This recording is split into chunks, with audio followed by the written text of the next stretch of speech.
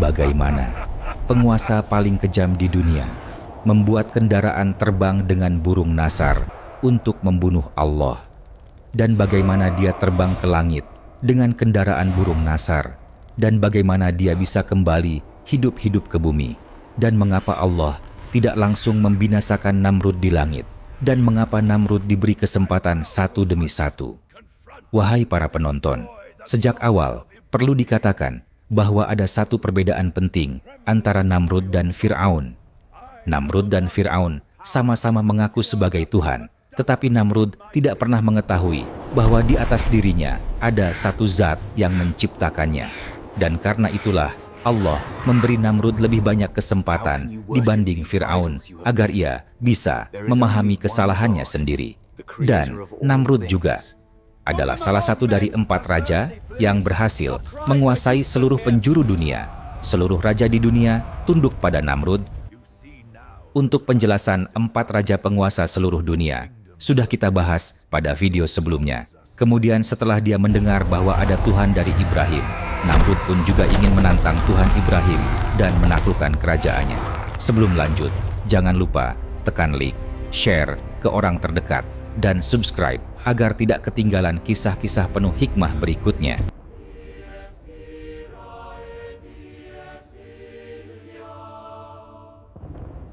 Di awal kejadian, ketika Ibrahim dilemparkan ke dalam api dan beliau keluar darinya dalam keadaan hidup dan selamat tanpa luka.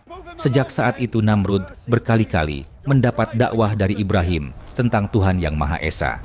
Namun Namrud berkata, "Aku tidak bisa tunduk kepada Tuhan manapun, tetapi aku akan merenggut nyawa Tuhanmu dan menghancurkan kerajaannya." Kemudian Ibrahim bertanya, "Bagaimana engkau akan mendatangi Tuhanku?" Kemudian Namrud atas saran iblis yang terkutuk memelihara 4 burung nasar, membesarkan dan menggemukkan mereka. Dengan bantuan iblis, burung-burung itu menjadi sangat patuh pada isyarat Namrud. Setelah itu Namrud menyembelih 4 ekor kambing yang besar dan gemuk, menguliti kulitnya, lalu menggantungkan dagingnya di atas kepala burung-burung itu. Sedemikian rupa, sehingga burung-burung itu, demi mematuk daging tersebut, akan terbang ke atas. Di sini, iblis menyiapkan seluruh mekanisme itu. Allah menghendaki agar Namrud dapat memenuhi keinginannya, karena Namrud telah bersumpah bahwa ia akan terbang ke langit dan menghancurkan Tuhan Ibrahim, lalu kembali kepada Ibrahim. Kemudian Namrud mempersiapkan busur dan panah, dan juga kendaraan terbangnya. Alat itu memiliki 4 sudut, dan di setiap sudut diikat 1 burung elang yang kuat. Iblis membantu menyiapkan burung-burung itu. Ketika ke-4 burung itu melihat daging, mereka mulai terbang ke atas untuk meraihnya. Dan dengan itu, alat terbang Namrud pun ikut terangkat ke atas. Namrud selama 3 hari 3 malam terus naik ke atas hingga ia mengira bahwa sekarang ia sudah sangat dekat dengan Tuhan langit. Setelah itu, Namrud melepaskan banyak anak panah ke arah atas. Allah kemudian membuat Namrud beranggapan bahwa ia telah membunuh Tuhan langit. Atas perintah Allah, malaikat melumuri anak panah Namrud dengan darah dan mengembalikannya ke bawah, sehingga Namrud dan alat terbangnya mengira bahwa Tuhan Ibrahim telah berhasil dibunuh. Namrud pun memutuskan untuk turun kembali ke bumi. Namun, ia kemudian kebingungan bagaimana cara turun ke bawah. Dengan bantuan tipu daya iblis, akhirnya setelah kembali menuruni perjalanan selama 3 hari 3 malam, Namrud tiba kembali di bumi. Saat itu, kesombongan Namrud semakin tidak terkendali. Setelah turun, ia pertama kali mendatangi Ibrahim dan berkata kepadanya, "Wahai Ibrahim, panahku telah membunuh Tuhanmu. Lihatlah, setiap anak panah ini berlumuran darah." Ibrahim menjawab, "Wahai orang kafir yang bodoh, tidak ada seorang pun yang memiliki kekuatan untuk membunuh Allah.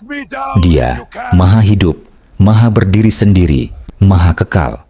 Dia tidak memiliki kematian.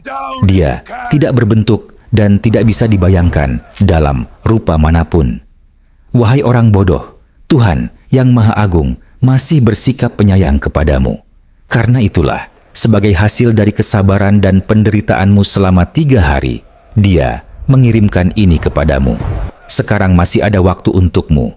Sekarang berimanlah kepada Tuhanku."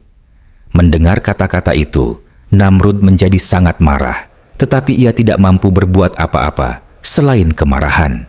Ia berkata, "Baiklah, kalau begitu suruh Tuhanmu bersiap berperang melawanku. Aku tidak perlu mengetahui pasukan Tuhanmu. Aku juga tidak punya rasa takut sedikit pun. Jika tidak, aku akan menganggap Tuhanmu pengecut." Kemudian Ibrahim berkata, "Jika engkau begitu berani untuk berperang melawan Tuhanku, maka persiapkanlah seluruh pasukanmu." Maka di dalam pasukan Namrud terjadi kesibukan dan kegemparan. Selain itu, Namrud memerintahkan semua raja dan penguasa di seluruh dunia yang berada di bawah kekuasaannya di seluruh dunia agar segera bersiap dengan seluruh pasukan mereka untuk berperang melawan Sang Pencipta Langit. Mimin ingatkan sekali lagi kalau Namrud adalah salah satu dari 4 raja yang berhasil menguasai seluruh penjuru dunia. Seluruh raja di dunia tunduk pada Namrud. Untuk penjelasan 4 raja penguasa seluruh dunia sudah kita bahas pada video sebelumnya. Atas satu perintah, seluruh pasukan dan raja-raja berkumpul. Namrud menunjukkan panah-panahnya yang berlumuran darah kepada manusia, menyebarkan ketakutan di seluruh dunia. Allah mengabulkan doa Ibrahim dan berfirman bahwa Namrud dan seluruh pasukan durhakanya akan dihancurkan. Mendengar semua itu, Nabi Allah Ibrahim merasa sangat sedih. Maka turunlah wahyu dari Allah. "Wahai hambaku, katakanlah, pasukan apa yang akan aku kirimkan kepada Namrud?" Ibrahim menjawab, "Ya Allah, janganlah engkau hancurkan mereka dengan pasukan besar, tapi dengan satu makhluk kecil saja. Namrud bisa dihancurkan agar ia mengetahui betapa lemahnya kekuatan dunia." Allah pun mengabulkannya. Diriwayatkan bahwa pasukan dari seluruh dunia datang dan berkumpul di Babylon, hingga barisan tenda mereka membentang hingga 50 mil, atau sekitar 80 kilometer. Namrud bertanya kepada Ibrahim, "Wahai Ibrahim, pasukanku sudah lama siap. Di mana pasukan Tuhanmu?" Allah memerintahkan para malaikat untuk membuka satu pintu langit, dan pasukan nyamuk pun dilepaskan. Dalam sekejap, nyamuk-nyamuk itu memenuhi seluruh langit dunia. Kemudian Allah berfirman kepada para nyamuk, "Hari ini aku telah menyiapkan jamuan terbaik untuk kalian. Hari ini kalian akan memakan darah, daging, dan otak pasukan Namrud." Kemudian terdengarlah suara dengungan yang sangat dahsyat di langit. Ibrahim berkata, "Lihat, pasukan Tuhanku sudah datang." Kemudian pasukan Namrud menengadah ke langit dan melihat gumpalan awan yang gelap. Mereka mengira akan terjadi hujan. Namun, seketika suara jenderang perang pasukan Namrud tenggelam oleh suara dengungan nyamuk. Kemudian, nyamuk-nyamuk itu menyerang pasukan Namrud. Pasukan nyamuk masuk lewat hidung, menggigit mata, perut, punggung, tangan, kaki. Tidak ada satu bagian tubuh pun yang tersisa. Mereka memakan darah, daging, dan masuk ke dalam tubuh, hingga otak dan isi perut pun habis dimakan. Seluruh tubuh mereka dipenuhi nyamuk. Tidak ada satupun tentara yang mampu menyelamatkan dirinya. Dalam waktu singkat, seluruh pasukan itu tinggal kerangka tanpa daging dan tanpa otak. Angin pun tidak bertiup, agar tulang-tulang itu tetap berdiri sebagai tanda azab Allah. Namrud melihat kejadian ini dari jauh penderitaan pasukannya, dan dia menceritakannya kepada istrinya. Seolah-olah kawanan nyamuk datang dan memakan pasukanku. Kini mereka berdiri tak bernyawa, hanya tinggal kerangka saja. Pada saat inilah, pemimpin pasukan nyamuk yang paling besar dan ganas terbang masuk melalui hidungnya hingga ke otaknya. Ia berteriak keras. Rasa sakit yang sangat hebat menimpanya. Nyamuk pun masuk ke dalam kepalanya dan mulai memakan otaknya. Dalam keadaan tersiksa, Namrud berlari ke sana kemari, melompat-lompat seperti orang gila. Dia mencari cara untuk menghilangkan rasa sakitnya. Kemudian dia melepaskan sepatunya untuk dipukulkan ke kepalanya. Ketika kepalanya dipukul dengan sepatu, rasa sakitnya sedikit berkurang. Namun ketika pukulan dihentikan, nyamuk itu kembali menggigit otaknya. Nyamuk tidak langsung memakan habis otaknya, tapi sedikit demi sedikit untuk memberikan siksaan yang lebih dahsyat kepada Namrud. Maka Namrud memerintahkan 2 orang pelayan untuk terus memukul kepalanya dengan sepatu. Dalam keadaan demikian, Namrud hidup selama beberapa tahun dengan kepalanya yang terus dipukul dengan sepatu, karena jika dipukul dengan benda lain, sakitnya tidak mereda. Allah sebenarnya bisa membunuh Namrud seketika, tetapi dengan itu kesombongannya tidak akan hancur. Pada masa itu, hukuman yang paling hina di dunia adalah pukulan sandal. Dan dalam sejarah bumi, Namrud adalah satu-satunya raja yang diazab dengan pukulan sandal selama bertahun-tahun. Namrud yang dulu dengan kesombongannya mengaku Tuhan, bahkan sampai berani menantang Allah, kini berada dalam kehinaan dan akhir yang sangat tragis. Seluruh rakyatnya pun merenungkannya. Ketika Namrud sangat menderita, Allah sekali lagi memberi kesempatan kepada Namrud dan berfirman kepada Ibrahim, "Pergilah sekali lagi kepadanya dan katakan kepada Namrud, apakah dia mau mengakui bahwa Allah yang Maha Esa dan Maha Kuasa.